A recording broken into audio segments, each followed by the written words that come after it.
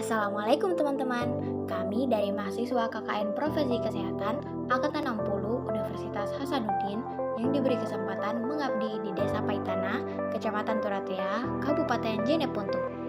Perkenalkan, saya Farah yang akan membantu kamu memahami mengenai kesehatan reproduksi remaja.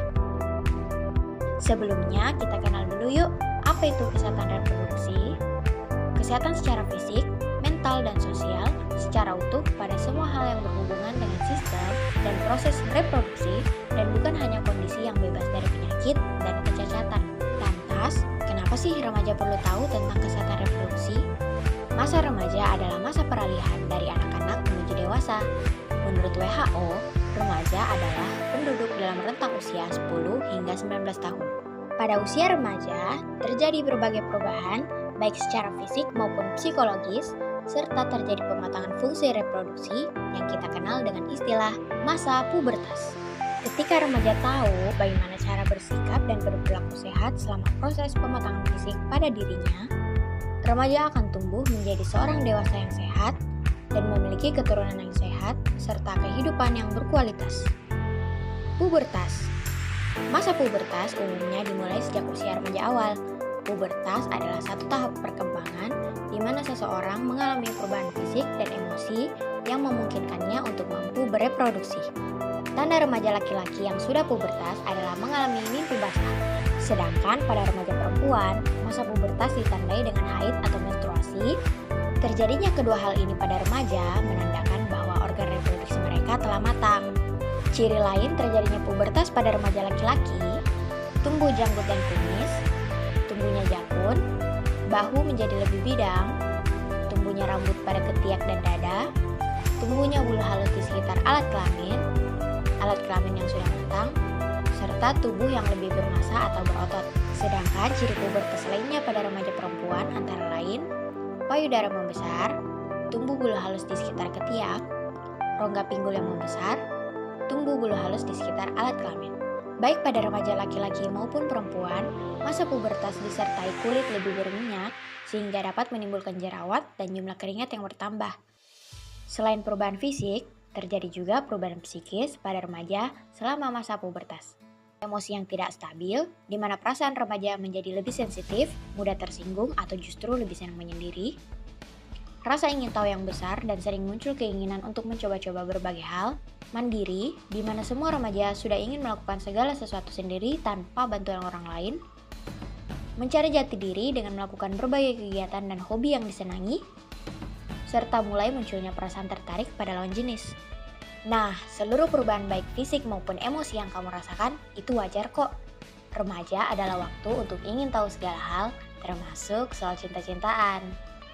Jatuh cinta terus pacaran, saking kasmarannya jadi makin kepo deh. Terus lanjut buat coba-coba ngelakuin hal yang enggak-enggak.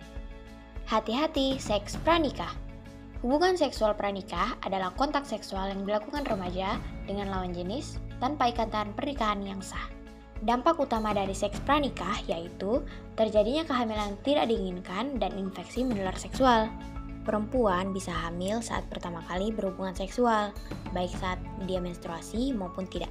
Terjadinya kehamilan yang tidak diinginkan, ujung-ujungnya mau gak mau harus nikah demi menjaga nama baik daripada nimbulin fitnah kan. Hal ini harus segera dihentikan. Selama 10 tahun terakhir, tercatat 140 juta remaja di seluruh dunia menikah dengan alasan kehamilan yang tidak diinginkan. Dan tahu nggak, kalau di Indonesia, pernikahan usia dini masih sering sekali terjadi. Indonesia sudah duduk di peringkat 37 dari negara di seluruh dunia untuk masalah pernikahan dini. Dan di ASEAN, Indonesia malah udah juara 2 loh. Bikin khawatir kan? Padahal BKKBN udah bilang, kalau usia pas untuk nikah adalah 21 buat si cewek dan 25 buat si cowok. Jadi, jangan nikah sebelum usia itu ya teman-teman. Pernikahan di usia dini dapat membawa banyak sekali dampak negatif, baik dampak sosial, psikologis, fisik, hingga kematian. Kondisi buruk ini paling rawan dialami oleh pihak perempuan. Remaja perempuan secara ketahanan dan kekuatan fisiknya belum bisa dikatakan baik untuk melakukan reproduksi. Bahayanya, hal ini bisa memicu kematian bagi si ibu. Hal ini juga berdampak buruk bagi si bayi, karena dapat berpotensi mengalami keguguran. Selain itu, anak yang lahir dari usia ibu yang terlalu dini sangat rentan mengalami berbagai penyakit dan masalah gizi, salah satunya adalah stunting. Stunting adalah ketika balita lebih pendek dari standar tinggi badan seumurnya. Stunting disebabkan oleh kekurangan gizi dalam waktu yang lama pada 1000 hari pertama kehidupan. Faktor penyebab lainnya yakni pada ibu, meliputi gizi buruk ibu selama masa kehamilan, kehamilan usia dini, kelahiran prematur, dan lainnya. Anak yang menderita stunting akan mengalami perkembangan otak dan fisik yang terhambat. Mereka rentan terhadap penyakit, akibatnya anak stunting cenderung lebih sulit untuk berprestasi. Ketika dewasa, anak stunting rentan mengalami kegemukan sehingga beresiko terkena penyakit jantung, diabetes, dan penyakit tidak menular lainnya. Jika dibiarkan, hal ini dapat mengancam produktivitas dan kualitas hidup generasi penerus bangsa selanjutnya. Oleh karenanya, dalam penyelamatan angka kematian, potensi keguguran, penyakit pada alat reproduksi, serta melindungi kualitas hidup kesehatan bangsa, harus kita cegah segera terjadinya pernikahan usia dini dan kehamilan di usia remaja. Apa yang bisa kita lakukan sebagai remaja? Berbekal informasi tentang kesehatan reproduksi dengan rutin mengikuti program sosialisasi dan penyuluhan tentang KRR. Tidak tergoda melakukan hubungan seksual dengan rajin beribadah, biar iman kalian jadi kuat. Dekat dengan Tuhan, jadi nggak mikir deh buat lakuin yang aneh-aneh.